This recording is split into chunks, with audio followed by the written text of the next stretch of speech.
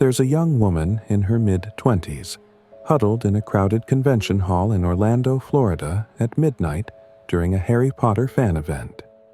She's clutching a worn wand replica, her eyes fixed on a stage where cosplayers reenact a duel from the books. The air buzzes with laughter and chants of spells, but she stands still, whispering incantations under her breath as if casting them for real.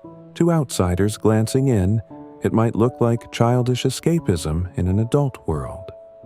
But to her, it's a portal to a place where she finally belongs. This isn't just about loving a book series. This is about something much deeper in the human psyche. The devotion to Harry Potter taps into psychological layers that most fans never articulate, and outsiders rarely understand. Consider this. What if fandom isn't mere entertainment, but a modern ritual for forging identity in a fragmented world? Loving Harry Potter isn't so different from curating a personal library or decorating a home with meaningful artifacts. Both are ways to claim space, to build a narrative around the self that feels enduring and true. In the wizarding world, fans find archetypes that mirror their own struggles: the orphan's resilience, the friend's loyalty, the hero's quiet courage. It's a reframe that turns passive reading into active self-construction, much like how journaling helps process emotions or art therapy unlocks buried feelings. Suddenly, that dog-eared copy on the shelf becomes a compass for navigating life's uncertainties. The first driver here is the search for belonging, a fundamental human need that Harry Potter fulfills in unexpected ways. Take Elena Ramirez, a 32-year-old teacher from Mexico City, who grew up in a bustling household where stories were scarce amid the chaos of family obligations. As a teenager, she stumbled upon the books during a school trip to a bookstore, drawn by the cover's promise of magic. What started as late-night reading under the covers evolved into annual marathons of the films, each viewing a ritual that quieted the noise of her daily doubts. When friends asked why she kept returning to the same tale, Elena would pause, then say it felt like joining a secret society where everyone understood the ache of feeling out of place. Her story reveals how the series' themes of found family weave into personal histories, turning solitary reading into a bridge across isolation. In Elena's case, that bridge led her to volunteer at local fan meetups, where she first felt truly seen. This personal pull echoes a broader truth. Fandom as a salve for the loneliness that plagues modern life. Psychologist Abraham Maslow outlined this in his hierarchy of needs, placing belongingness right after basic survival, a layer where humans crave connection beyond blood ties. Maslow's framework, drawn from observations of motivated individuals, shows how unmet social needs drive us toward communities that affirm our worth.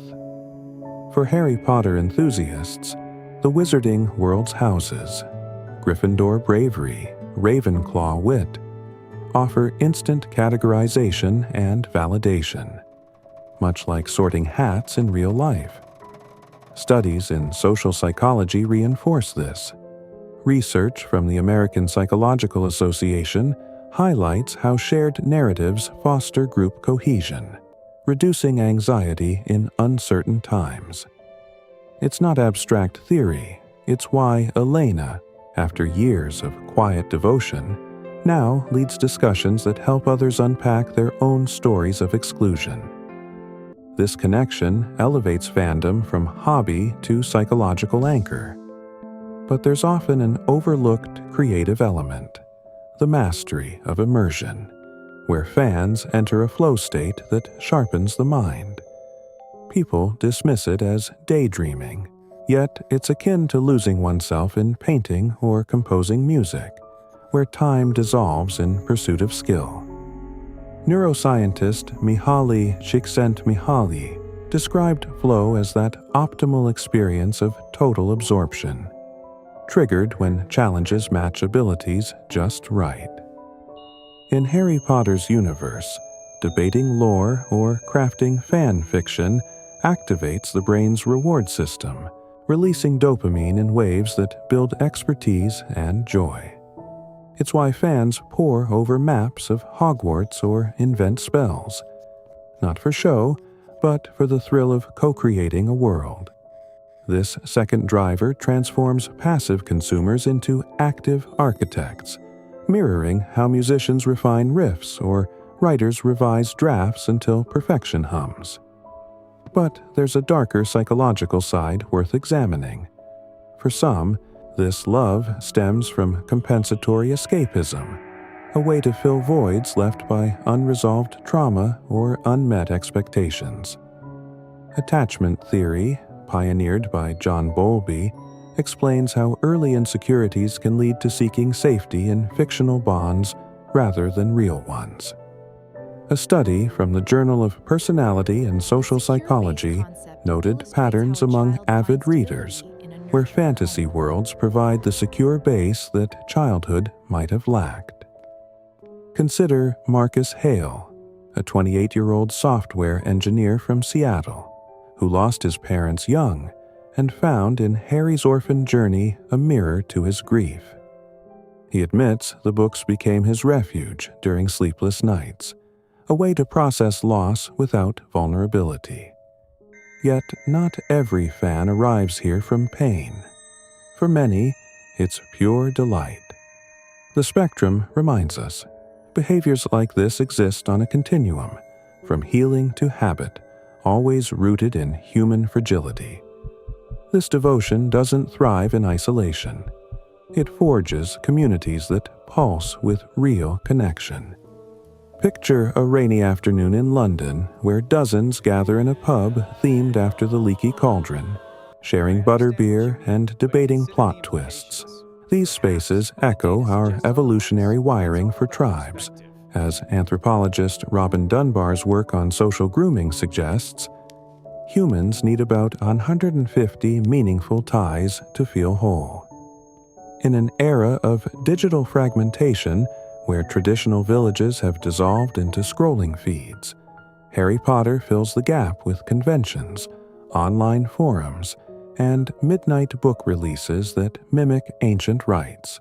One such bond formed between Raj Patel, a 45-year-old father from Mumbai, and his teenage daughter during a family reading challenge. What began as bedtime stories evolved into joint cosplay adventures, strengthening their relationship amid cultural shifts. These gatherings aren't just fun. They weave threads of belonging, turning strangers into allies against life's isolating grind.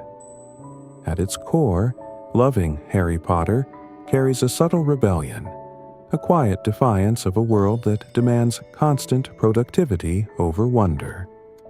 It challenges the adult norm of outgrowing fantasy, offering young adults, especially those in life transitions, a safe way to assert autonomy. Psychologist Erik Erikson framed this as identity versus role confusion, where exploring subcultures like fandom helps solidify self amid societal pressures. For misfits or dreamers, it's not disruption, but affirmation. A wand raised against conformity, proving imagination endures beyond childhood. From an outsider's view, this passion seems irrational. Hours invested, shelves of merchandise, tickets to theme parks that could fund vacations. Pure logic screams waste. Yet humans aren't rational calculators. We're emotional beings who rationalize after the heart decides, as behavioral economist Daniel Kahneman illustrated in his prospect theory. Fans aren't buying books or wands. They're purchasing a ticket to meaning, a shield against mundanity, the rare chance to feel enchanted in a disenchanted age. Understanding the love for Harry Potter ultimately reveals something about all human behavior. It satisfies universal cravings, self-expression through character alignment, community via shared spells, control in a predictable magical order, mastery in lore debates, and profound meaning in tales of good triumphing over darkness. The devoted reader isn't an outlier. She's like the artist lost in canvas strokes, or the athlete chasing peak form, just channeling the same drives through a different spellbook. We all seek these anchors, whether in sports fandom, spiritual practices, or quiet hobbies that light the inner world. Now, revisit that young woman in the convention hall, wand in hand. What seemed like whimsy now gleams as profound purpose. In a life of routines and reversals, her devotion isn't regression, it's reclamation. That tattered book isn't just a story. It's belonging, resilience, wonder, and transformation, all wrapped into one enchanting package.